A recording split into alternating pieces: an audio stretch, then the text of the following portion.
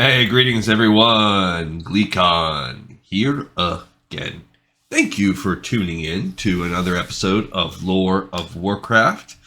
Oh, let's recap. On our last episode, we had a nice run. It really took us a lot of time. We were running around through the wetlands and eventually Dustwallow Swamp, and Callie was trying to figure out what happened to this missing diplomat. We had a pretty cool reveal, La Reveal Magnifica, where we found out that the missing diplomat kidnapped by the Defius is none other than King Varian Rin. So we know where he is not just missing or lost at sea or something. He has been officially kidnapped by the Defius.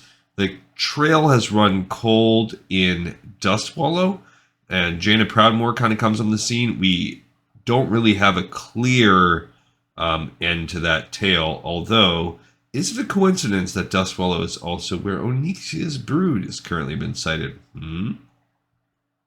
Erator off camera did that as well, and like I predicted in the episode, he was able to handily solo it. He did level up to 31 in the process. In the first match where you're in Menethil and you are, or is it Menethil? I don't know. The one where you're in the wetlands. You have to fight the sneak. I fought him like really close to the entrance of the place, and his ads never came. And then it was a slow match, but I was handling it. This is before I dinged to 31. I had him about halfway down. I was fine on resources. I wasn't having to do anything special. And then a level 60 just swung by and one-shotted him like with the rest of his life. So I would have been able to. I'm confident I would have been able to solo that guy, and it was fine. I actually did solo the much harder fight. I did ding to 31. Then when I was in Dustwallow, when I teamed up with Callie, if you remember the guy that I was in a party with had said, well, people said if you aggro a mob over, his guards will go fight the mob, then you can fight him 1v1. So I used every buff I had because he was like level 36, so he was still like 5 levels higher than me. And I did that. I brought a spider over. That was level 37. Managed to get there without dying. The guard, and I didn't really hit the spider very much. The guards then aggroed onto the spider, and I had all my buffs going. I healed up, so I was mostly at full mana, but I was at full life. Then I continued to use I used the flare pellets, I used the little healing balm. I didn't even have to use like my lay on hands or my bubbles. I was about to start freaking out because the guards killed the spider, and I was trying to draw the guy away so that if the guards came back, and I didn't draw them far enough, and so both ads start coming towards me, and then all of a sudden they all start running back, and I was like, crap, they're gonna reset. But actually, you don't have to kill the guy. You just have to get him to a certain level, and I had hit that hard life level, and that was it. I had defeated it. Jaina Proudmoore came. She bubbled the guy. They saved him. Blah blah blah, and took him off to the dungeons. Who knows what Jaina's going to do with him? So it was pretty cool. That one I just straight up soloed. I did have to use that slight gimmick where I mean, it wasn't necessarily a gimmick, but I had to use my surroundings to help even the odds of the fight. So Erator is back in Stormwind, and he'll be picking up some of the loose threads with the Noble Brew and the weapon, the Light Forged ore that we were getting, because we did that too. So we've also been reading through the World of Warcraft Official Magazine. We're on the final episode ever made of that, although it sounds like the people writing it didn't know that at the time.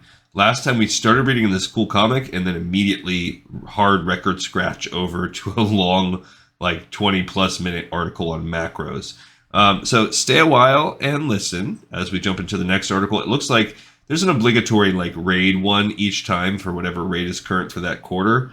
And this one is called The Heights of the Depths. It's the Blackrock Depths, one of the oldest and most epic of all dungeons, by Marty Cortinas. And I don't know what we're going to do if this has been revamped for Cataclysm, but we're going to get into this one now.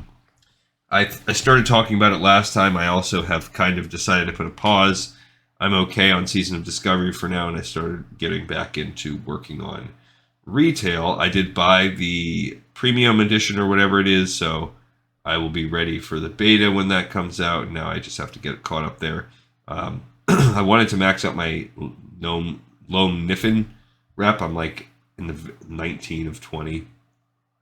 And then I'm currently just working my way through the story of what's going on in the Emerald Dream. So I'll kind of check in a little bit here and there, but that's not really where we are from the lore perspective. That's just my life.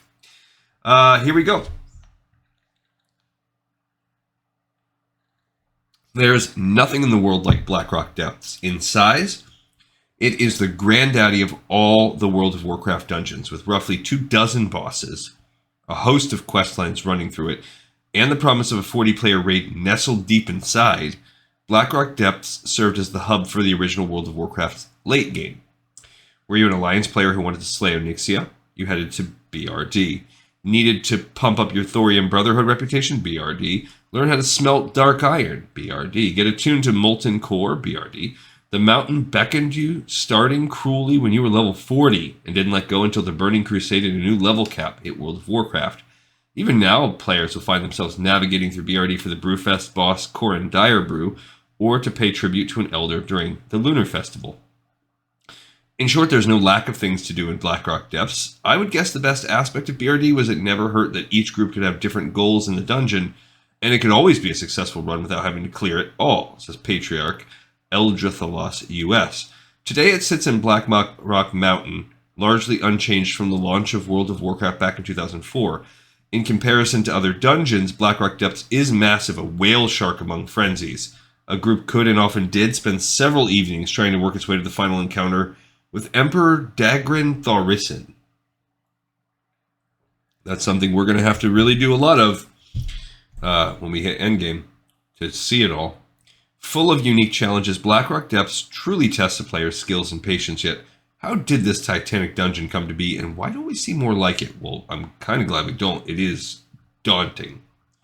Clockwise from top left to right, a narrow chain in Blackrock Mountain leads to Forge Right's tomb and the entrance to BRD. There's Forge Right's tomb itself, right? I guess right there. Clockwise from, yeah. A view of Shadow Forge City. That's that. The quest jailbreak leads to the Onyxia key in the detention block. So that kind of takes us through the bottom here. And Lord Incendius guards an anvil. The environs.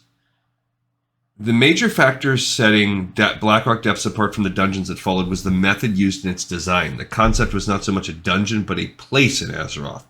The thinking was, let's make a dark iron dwarf city, says lead encounter designer Scott Mercer. We wanted it to be a place that had various elements you'd see in a city, whether it's a place where all the dwarves would get together and put down a pint, whether it's a place for the ne'er-do-wells to be locked up in a prison, a military marching ground, an arena for pit fighting, a place for the government to vote, a place for the Emperor to sit. Making it real. Not a few rooms here and there, but a place where the Dark Irons lived. Many players will attest that the goal was attained. It just had the atmosphere, says Haynes Zildjian US. You didn't know what was around the corner, and you had this feeling that there was a sinister force controlling the Dark Irons, and it was in your head at all times. I loved it all. Sadar, Stormreaver US, concurs. I mean, you weren't assaulting a base of operations with like 40 guys in it. You were invading a hostile city and even had to fight the police after you tore up the bar. Creating the space fell to one artist who worked for more than a year on the design. Back then, the dungeons were built by the artists with little to no input from the designers, explains lead content designer Corey Stockton. The artist would create the dungeon, then there'd be a handoff to the group of designers who would spawn it and set it up. Now we design it from the ground up from the design side, then give the layout to art to build it after the fact. I think that's one of the reasons Blackrock Depths stands out now, because we really don't do that anymore. For better or for worse, that's actually kind of cool right there. In some ways, the players love it, and this says you had this feeling there's a sinister force controlling the Dark Irons because of how deep and sprawling it is, but it's detrimental to how most people want to play the game. That's true. It's so maze-like and tough if you want to go get all your quests. The hit list, there's Lord Rockor, High Interrogator Gerston, Houndmaster Grebmar, Baelgar. Get lost. Oh, yeah, you sure will. Pyromancer Lorgrain, the Ring of Law, Anubshia, Eviscerator, Gorosh the Dervish, Grizzle, Hedrum the Creeper, Okthor the Breaker, General Angerforge. A side effect of the art than design philosophy is that epic appearances don't usually translate into ease of navigation. When World of Warcraft shipped, Blackrock Depths was pretty daunting for most players because they get lost, says Corey. They wouldn't know how to get back to the portal, and it became one of those things kind of like tribal knowledge. You find someone on the server who had finished BRD, and you'd want to go with this guy because he'd know how to navigate through it. Half the city was restricted due to that cursed Shadowforged lock, says Fliara, Tyrannus US. Running back after a death one time, we all stopped. Hey, there's a ghost there and you can talk to him. We 5 guildies became keyed that very day, and BRD opened up to reveal its deepest treasures. The sprawling design is shared with other instances of the era, including Maradon and Encourage. We tried to redesign Encourage, but at that point it was too late. We just gave you the mount, says Scott. Corey says that the difficulty of getting around contributes to nostalgia for BRD. In some ways, the players love it because of how deep and sprawling it is. We don't really do that anymore these days because it's detrimental to how most people want to play the game. Whereas some of the more hardcore players absolutely love that aspect of it. They love going in there and getting lost and taking 3 nights to complete it. These days, it's much harder to get lost in Blackrock Depths. The instance now has 2 in-game maps to help players figure out where they are, and mole machines serve as shortcuts to different parts of the city. Using these tools is optional, so if you want to relive that feeling of where the heck am I, you're free to do so. Yikes. Clockwise from top left to right, a trash mob guards a portal. I don't even know where that's from. Is that... I don't know where that's supposed to be at. Ambassador Flamelash awaits a fight. Golems patrol the manufactory. Fire elementals roam the bridge to Molten Core. Golem Lord Argomach, Ribley Screw Spigot, Hurley Blackbreath, Lord Incendius. The encounters. Once the space was completed, it was time to give the players something to do. The design team had a huge task in populating BRD, but it also gave their minds room to roam. The space was so cool and so epic, and there was so much of it that Blackrock Depths provided a fertile ground for gameplay, says Corey. What players got was roughly 24 encounters with a dizzying array of methods needed to overcome them. There's the Ring of Law, where players must defeat a host of random mobs thrown at them. There's Ambassador Flamelash and his tricky ads. There's the 7, relentlessly tag-teaming your party. Players appreciate the work that went into the encounters. Flame of Hell on Alonsis EU fondly recalls the Ring of Law. The whole Colosseum aspect, the cheering of the crowd, the evil Justicar. It felt like I was reliving the film Gladiator, where our kill would make the crowd like us, turn them friendly, says Flame of Hell. We weren't sure what was going to work, so you saw a lot of different things, Scott says. Take the Lyceum, for example. It's a huge room, so huge that it's difficult to see the opposite wall. How are we going to make this room fun to play in? Did you need to slog through another huge bunch of dwarves? Well, wait a minute. What if you were slogging through dwarves? What if you were literally killing huge numbers of dwarves, obscene numbers of dwarves? What if the entire floor was covered with dwarves? What if you were literally chopping through them? This line of thought led to the final form of the encounter, in which seemingly endless waves of dwarves try to keep players from lighting a pair of cauldrons. This is the internal, so we're at the midpoint of this issue. That's the cool mount, the flame bird or whatever. This is Firelands. This is pretty cool. There's that fire tiger. And there's Ragnaros. It's pretty cool. Oh, here's the pictures. There's that Flame Lord guy. There's some golems. That looks like maybe those are the trash mobs. Phalanx, Warder, Stilgus, and Varek. Phineas Darkfire. Plugger Spaz-Ring. Little leper gnome. Target Plugger Spaz-Ring. If you want to get a rise out of any rogue who's been around since before the Burning Crusade, just whisper Barman Shanker. Plugger Spaz-Ring, proprietor of the Grim Guzzler, may appear to be a humble vendor. Sulfuron Slammer for 20 silver? Sign me up. But he is more, so much more. Plugger is neutral when you enter the instance, but he can turn hostile if you disrupt the operation of his bar or just straight out attack him. Why would anyone do that? At the time, rogues coveted the Barman Shanker, whose model is a broken bottle because of how AP interacted with weapon speed, making this the best non-raid main hand dagger. Recruiting a group to kill a vendor isn't the easiest thing to do, so most players go the way of the true rogue. Stealth to the bar and kill plugger solo. This is a challenge for a level 60 player, but with judicious use of Dark Iron ale mugs to pull possible adds away, it is certainly not impossible. Getting the dagger to drop, however, can be difficult. Hopeful players have to be ready to kill plugger multiple times. I raided at least 20 times with Druid and Rogue friends, and I still never got the Barman Shanker to drop despite how much I wanted it. Morn's Monkey Slayer, Doomhammer, EU. Here's some more Dark Irons in the bar, dancing on the table. Hit the bar each night at 8 p.m. Realm time. And hang out with a level 80 elite Tauren chieftain. That's the name of that band. The Vault, Magnus, Bethik, Ofgut, Pelver, Ugul, Vorthak, Zimmer. Princess Moira Bronzebeard. The Grim Guzzler. Here's the 7. As well as Ambassador Flamelash, Emperor Dagran Thaurissan, Haterel, Angerel, Virel, Gloomrel, Seathrel, Doomrel, and Doperel. Of course, like the 7 dwarves. Not every encounter in Blackrock Depths is life or death. Smack in the middle of the instance sits the Grim Guzzler, where hardworking dwarves let their hair down and sample the latest brewing technology. You fought your way in there through these nasty elemental pulls, and once you get to the bar, it's full of dwarves dancing and yelling and putting pints back, and they aren't going to attack you there. It's a bar, says Scott. What happens outside the bar, that's business.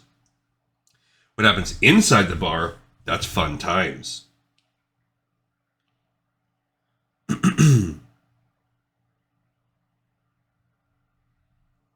The bar's location in the instance is no accident. It's meant to be in the middle, to serve as a bit of a breather after fighting your way through so many foes. The thing I really love is the Grim Guzzler, says Fredian, Steamweedle Cartel EU.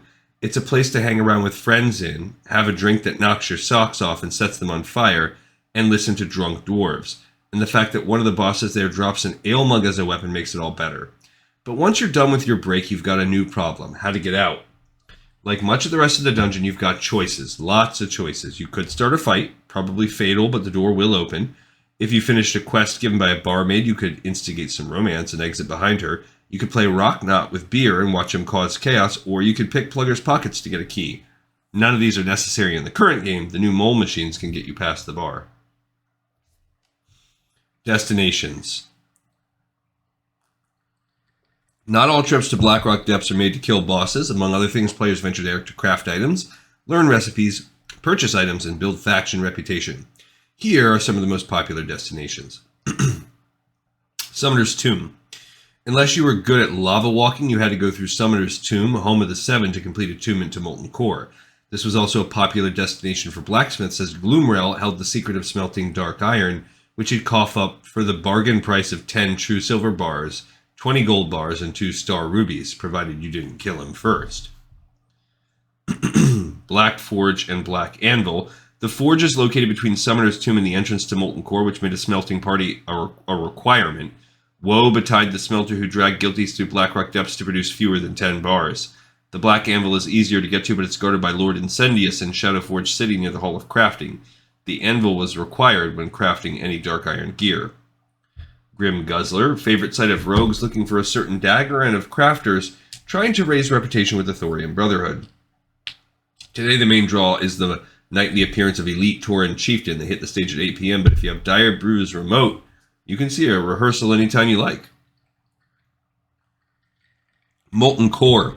In the early days of World of Warcraft, getting into Molten Core meant clearing BRD first, so there's 40 people in BRD arguing over who has the key, which path we need to follow to get to the end, says Siphoniel, Silverhand US. We eventually wiped out Molten Core without a soulstone up and zoned back into BRD with respawns. We called the run. Yikes. That's terrible. That's the other bad thing. I don't know how you're supposed to do this in a few days when the respawns. It's the one place that breaks all the rules, but somehow magically it works. Lessons learned and legacies. One of the lessons the developers have taken from Blackrock Depths is that dungeons need to have a grounding in the world of Azeroth. What's cool about it is that it's in this giant mountain that's visible to everyone in the middle of the zone, Corey says. You knew exactly where you were going. Since BRD's creation, developers always ask themselves, where is this dungeon in the world? In order to make it meaningful for the players. We can't just throw a portal somewhere and say, it's kind of here, you just can't see it. We try to avoid that. For example, this is literally what I was picturing. At first I pictured Icecrown Citadel, and then I pictured the Nexus. And it says, for example, there are the Nexus Complex in Caldera and Gundrak in Zuldrak. Both are huge parts of the landscapes of their zones, much like Blackrock Mountain. A sensitivity to orientation applies to the interiors as well. Getting lost in Blackrock Depths is par for the course. While many players enjoyed being in a space large enough to cause directional confusion, that's not something the developers want to happen too often. The verticality in bridges and layers are also, that's what makes it the worst, because like your minimap is useless.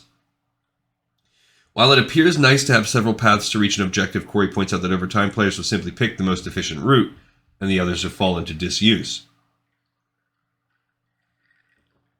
The encounters themselves have left an imprint on the dungeons that followed. For example, Wrath of the Lich King's Violet Hold owes a direct debt to the Ring of Law with its random bosses. And the Lyceum is more than an event, it's part of the developer's lingo. Lyceum still sort of stands out. Whenever we talk about a mechanic like that encounter, we refer to the Lyceum. It's a vocabulary word. And now, 6 years later, BRD holds a special place in the hearts of many. I love the place still, Scott says. I never get upset when I have to open it up in the editor because a bunch of fond memories pop up. Corey agrees. It's the one place that breaks all the rules, but somehow magically it works. There are a lot of things there now that we would never do, but I love it. Gives you a whole different experience, even if you've done it many times. All right, so we're going to continue on now with another article. That one was shorter than I thought. This is a map of Storm Peaks in the background, and we also have what looks maybe like Brann. A lore corner. Oh, my favorite. Ramblings, ruminations, and representations from Brann Bronzebeard's ever-evolving Explorer's Journal. Pointing to it, compiled by Tommy Newcomer, illustrated by Cameron Dayton. Cool.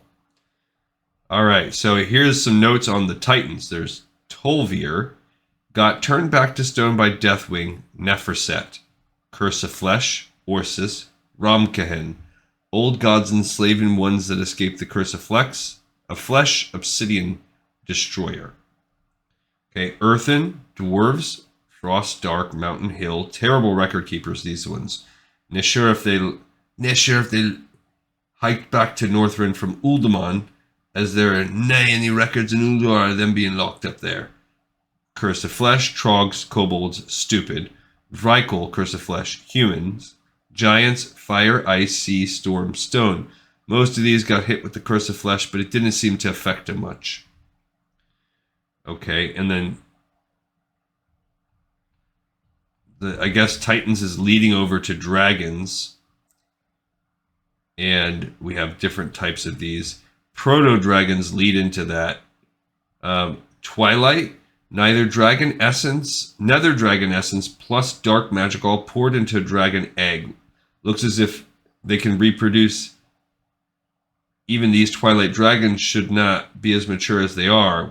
Were they in hiding all these years or artificially aged somehow? Red, blue, black, green, and bronze dragons. Those are also the chromatic dragons. Nefarian's experiments took eggs from different flights and with some kind of dark magic turned them into chromatic dragons. Dragonkin, the mortal races. Dragons empower mortal servants, changed them into something halfway. Turns out you didn't need to be willing, which explains Black Dragonkin. Bronze become the infinite. Heard reports that infinite dragons were converting bronze dragons. Got chased out of the caverns a time for asking about it. Green. Black is the nether or magma worms. Blue, the frost worms. Different flights make different undead dragons. Red, ember worms, and the scourge also tie into that, or plagued dragons. The Watchers. There's Mimiron, never stops talking. The Mechagnomes, Curse of Flesh becomes gnomes. And Loken, Iron Giants, Iron Vrykul, Iron Dwarves. Yogg-Saron corrupted him, and all these iron types are slaves to the old gods. Still a bunch of them left, though Thorim and Mimiron say they're working on a way to fix them. Trolls. Dark trolls, like Shadowtooth. Twilight's Hammer wiped him out, it seems, waiting for the mess and Hyjal to sort itself out before checking those caves. The Zandalari, still trying to get an invite from the Zandalari Not so sure it'll happen anytime soon, what with the whole Zool uprising. Ice trolls, the Drakari, mostly dead now, trying to eat your gods will do that. Winterax, Frostmane, Drungle trolls, the Gorbashi. Trolls became the Kaldurai. Tribunal ages, Fregna, Cenarius, all of them, Freya, Cenarius, all of them confirmed that this will ruffle some feathers, to be sure, the fact that the Kaldurai come from trolls. Highborn. Not much a difference between the Kaldurai and Highborn. Physically pacier maybe, but they consider themselves different enough. They become the Naga, the Satyrs, the Queldurai, the Sindarai. The Forest Trolls, they become the Amani. There's Mossflayer, Shadowglen, Witherbark, Firetree, Smolderthorn, Vilebranch, Shadowpine, Rivan Tusk. And the Sand Trolls, or the Sand Fury, the Hakari and the Atalai, look to be from the Great Sundering, from when the Great Sundering isolated them from the rest of the Gurubashi Empire. And, oh, this is the Forest Darkspear, Bloodscalp, Skull Splitter, Shadow Spear. Still trying to find out Hakari's origin. No records in the Titan archives. Plenty of records mention a demon called Hakar the Houndmaster, but looks like a different beast. Yeah. Okay, there's the Ancients. Previous races, faceless ones, the Old Gods. Been trying to track Malorn down after the Ruckus and Hyjal. He might have a way to talk to Elune. So many questions for her. So Malorn, Elune, Cenarius. He's prolific. Didn't like talking much about his progeny, though. Embarrassed. Now that was awkward. The Magnetar, the Dryads, Forest and Frost, the Keepers, Zatar and Theradris, the Centaur. There are a few Kaldurai plays about this. Says something that Theradris is portrayed as a slender lady instead of a Hulkan elemental. Okay, Frog, Gorloks, maybe Murlocs. They're smarter than we think, smart enough to not let anyone know. Badger, Wolvar, definitely not Titan made, but the Titans rounded him up. Tribunal Ages entry is corrupted, so they help there. Asina, all I got from the Ancient was maybe Flighty won that. Oh, Grell. Asina maybe produced the Grell. Hyena, the Knolls. Bull, Cow, Tauren. Tauren are from before the Titans, like the Trolls, but all their tales talk a spirit creator, some form of animal spirit before the Emerald Dream was around. Walrus, Tuskar. Cost me a fortune to get those records. Sure hope they're true. Kajamite made pygmies and goblins. Surprised that they're still smart after the Kajamite ran out. Must have changed the race at a fundamental level. Need to research that or something's not right about it. Okay. The Earth Giants make Gron, Ogres, Etten, Moknathal, Orcs. They kind of come together, Orcs and Ogres, to make Moknathal. Whatever these giants were, only signs of their past near those temples Orcs built from their bones during the Second War, which all got destroyed. Enough fossils point to this, but I suspect there's some sort of missing link here. Too bad that planet's gone to pieces. Fungi make fungal giants and sporelings. They'd be cute if they didn't smell so bad. From someplace came the Eridor. Wish I had more time to talk with Velen. Amazing the things he's seen. They changed after submitting to Sargeras, but they still be calling themselves Eridar, and that's where the Draenei come from. Anzu to Arakoa. Some evidence Anzu was a corrupted version of some other spirit, trying to find more, but the Arakoa prefer to throw curses at me, not answers. So, someplace created the Akir. Titan records point to the old gods making the Akir out of something else. The Karaji and the Nerubians to spiders? Silithid insects? Need to check with the Tribunal Ages again. It said that spiders and insects descended from the Akir after the Old God War, but what about before? Aviana made the Harpies, Agamagan the Quillboar, Lobster Ancient, the Makrura, Ursoc, the Furbolgs. Pandaren around before the Kaldurai and Furbolgs, if their tales are to be trusted. Barely any evidence. Oh, Chen's puns are infectious. Yes, we don't really know where they came from. Alright, so that was kind of like a neat little sidebar. We got time for one more, I guess. Okay, we'll read this one more. Play it your way. Tanks. We spoke with 3 tanks to find out what third-party interface add-ons they use to help manage their style of gameplay. By James Eleanor Frost. All right, so let's just end up. We've had some lore and some walk down memory lanes, and why would we not end it without talking about tanking UIs? Yes, this is going to be a real edgier seater. Name Mike Offner. Character Paxenarian. Class Paladin. Guild the Amazonians. Realm Bone Chewer US. Tanking, in my opinion, is all about access to information and knowing how to respond to that information. My UI helps me immensely with the first part of that. Research and a lot of wiping, do the rest. Tidy plates. So here's his first one. This is his nameplates thing. Threat plates is probably the single best tanking add-on I use. The nameplate changes from red to green once I control any creature. If I'm getting close to losing control of something, the plate turns yellow. Visually, this makes it very easy to see what's going on, especially in a multiple monster situation. Yeah, that'd pretty much be an essential. 2 shadowed unit frames, SUF, that's down there. Kind of built into like ElvUI. Replaces the default unit frames and lets you customize the look and location of your frames. I've moved them down to the bottom middle of the screen. I've also made debuffs on my toon appear above my frame and buffs below. This lets me easily spot anything bad mobs have cast on me. I added a percentage reading on the targeted enemy's life. SUF has a lot of options that aren't shown in the capture, including focus and target a target. 3, oh, that's that. But this is kind of like the default for ElvUI. Omen Threat Meter, right there. Is another popular tank add-on that lets you see how much threat you're generating during the fight on whichever mob you have targeted. It also lists everyone else in the group so you can tell if someone's threat level is catching up to yours. Seems a little redundant for this, other than the fact that I guess it lets you kind of tattle on who's pulling threat. The bar along the top is Titan Portal up here.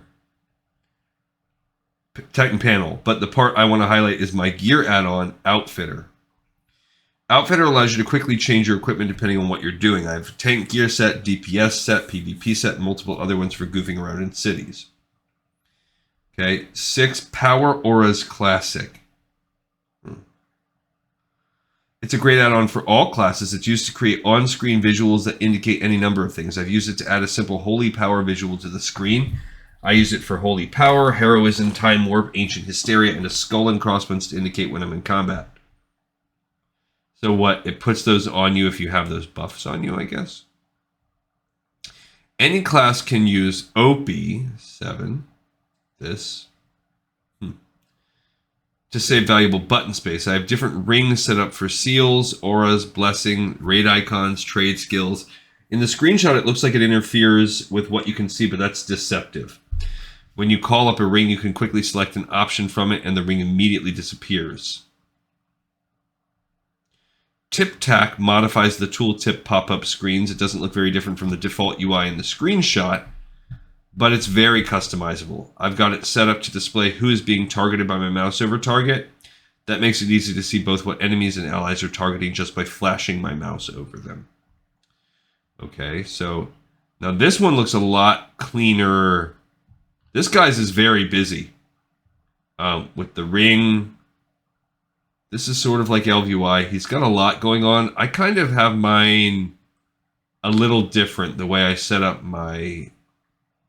Some of the things are the same. I don't use this ring. I kind of have a lot of like what he has down here pushed to the side. Or I have some on the bottom, and then I have my main on the top, and then I have a separate stack over here. So this guy has his buff stacked, and everything else is very minimized. It looks like he's got a main kit and a sort of a secondary kit. That's similar to what I do. Got the chat very small. He's got like a details kind of thing up to this top. Okay, this is Nick Spirits, character Rexenad, warrior class, guild questionable ethics, Doomhammer EU. My UI is mostly built towards tanking classes. I've tried to set it up in such a way that it's also very suitable for both DPS and healing classes as well. I use Pitbull. So Pitbull is this main one right in the middle here. I mean, it's okay.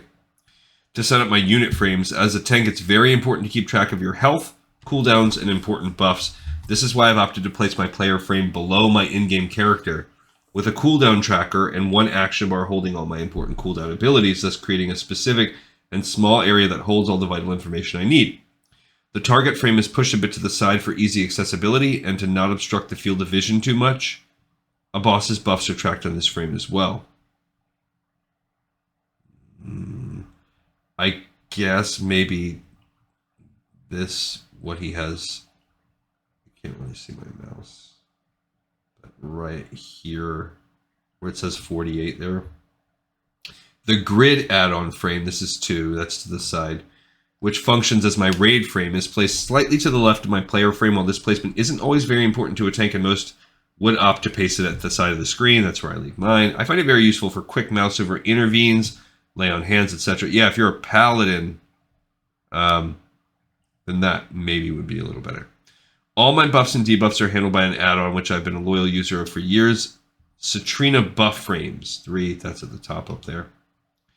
Citrina Buff Frames allows me to filter all my buffs and debuffs. The one on the left handles all the important buffs on me that I've assigned to be tracked. Shield Wall, Pain Suppression, Heroism, Trinkets. The one above my player frame tracks buffs and debuffs on others. I'm trying to see where... Up at the very tip top, maybe? This helps me make sure I'm not using 2 abilities needlessly. I have a lot of hidden action bars in my UI. All spells that do not have a cooldown are placed on these hidden bars. The main action bar under my player frame holds all the important cooldowns I want to keep track of constantly. So I guess that's it. So if you're hiding your other frames that you know they don't have cooldowns, just other than global, you just know what keys they're bound to, you could do that. Holds all the important... there's another slightly faded out action bar at the bottom holding less important cooldowns. Abilities with a cooldown of greater than 5 minutes roughly are being tracked by the Cool Line add-on at the very bottom below my player frame. As a final note, I recommend the add-on called Bro Script to anyone. It's great for late night banter and guild chat. Bro Script. All right, here's the last one. This is Geary, who plays Gravity, a Death Knight on the Axis Guild in Dathomir, US Oceanic. I played World of Warcraft since launch, and I administrate a Death Knight tank website, so I take my UI seriously. I like to minimize clutter in messages so I can focus on tanking. I centralize the important information and fade out the ancillary information. Like many tanks, I use deadly boss mods to provide raid warnings and countdown timers on boss abilities, as well as mic scrolling battle text to scroll combat information. That's 1 and 2. There's 2 to the side. 1 says deadly boss mobs. Sure. But in order to eliminate distractions, I disable many of the warnings and events so only relevant data gets shown. A crucial add-on for me is Shadowed Unit Frames, SUF. That is right where? I guess he's right there, but it's kind of up there. It lets me position my frames to one side of the screen so I have more space to look at the boss, filter my own buffs, to only show those related to tanking, and customize how many my focus target is set so I can watch my co-tank's debuffs. SUF provides a simplified raid grid. Since I'm not raid leading or healing, I don't need to see much detail. Dominoes lets me customize the layout of my action bars to mirror how my keyboard and mouse buttons are mapped. Okay. That's actually kind of cool. Because then you could like tactilely, like I'm looking at my own mouse where I've got that same kind of grid, like a 12 button grid on my mouse. And yeah, that actually is, that's the best way to do it. I could actually see myself using that. And do key bindings easily. When I first bought these, it took some adjusting. Now it's in muscle memory, so I can fade out the main action bar while displaying just the 12 tanking cooldowns. I don't need to see the cooldowns on attack-related abilities like Heart Strike and others, since I look at my rune bar to decide which attacks to use. Makes sense. The rune display is from Doc Debug Runes. Where's that at? Right there. That's sort of like the way LVUI does it. It's okay. I don't love it. Which I've combined with Blood Shield Tracker. That's right below it.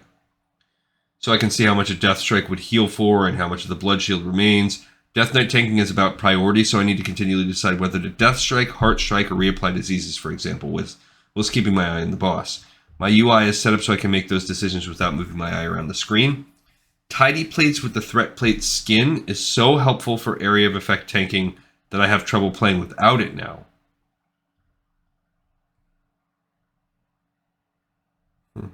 That's like all this little stuff.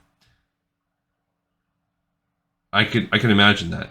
I need to do that. I need to at least get that going on. If not necessarily those, but just a threat on the plates. Hidden but used after wipes is Death Note, which shows the events leading up to my death so the raid can improve for next time. For postmortems, I use Loggerhead to automatically turn on combat logging.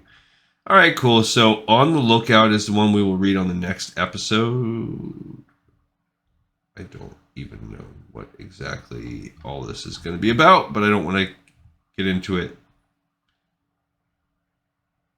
a little super.